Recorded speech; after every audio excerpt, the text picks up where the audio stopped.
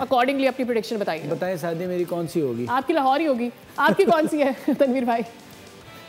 मैंने तो पता ही नहीं गुस्से में दूसरी टीम कौन सी है? लाहौर कराची। मेरा कराची है। अब I will save the time. आपने क्या बोला? लाहौर।